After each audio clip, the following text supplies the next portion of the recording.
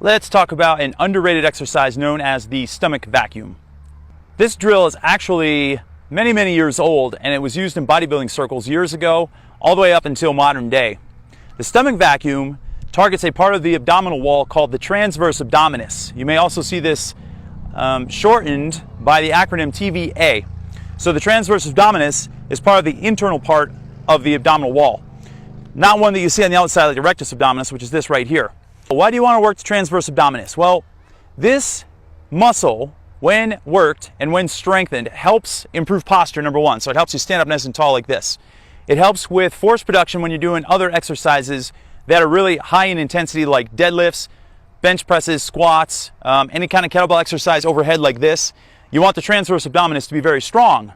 Also, when you work it regularly and do this particular exercise, the stomach vacuum, which we're going to do, it helps shrink your waistline, believe it or not. Yes, that's absolutely true. It doesn't lead to spot reduction. It's not going to kill any fat around your midsection, but it does help keep everything nice and tight like this around the inside part of your core, which is going to give off the illusion of a thinner waist. And that is why bodybuilders fancy this exercise.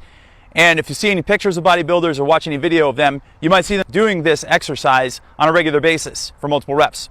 The actual execution of the vacuum is not easy, I'm not going to lie to you, because what you have to do is expel all the air out of your lungs, and then you have to suck your stomach in like this as far as you can, and envision moving your navel in toward your backbone. That, in and of itself, is pretty difficult to do.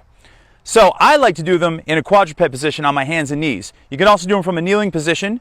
You can do them from a lying position on your back. You can do them while you're driving your car, or if you're stuck in traffic, and practice them there.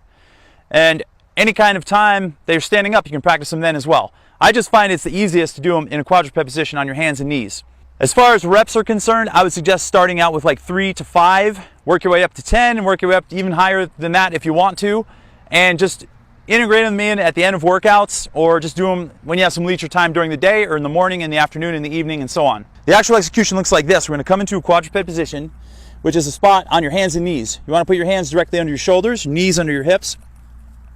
And you're going to take a big inhale, and then you're going to exhale all the air out of your lungs, and you're going to round your back slightly, and then you're going to suck your navel inward like this, up toward your backbone, and curl your spine like this.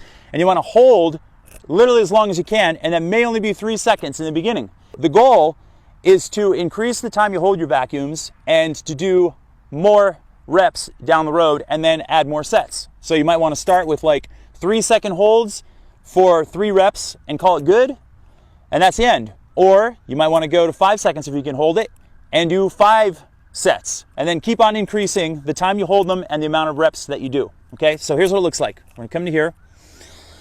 Big inhale, let your stomach hang, and then exhale. And then suck your stomach in.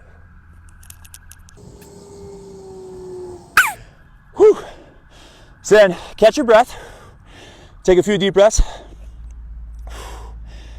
And then repeat. Inhale, exhale. And then suck it back in.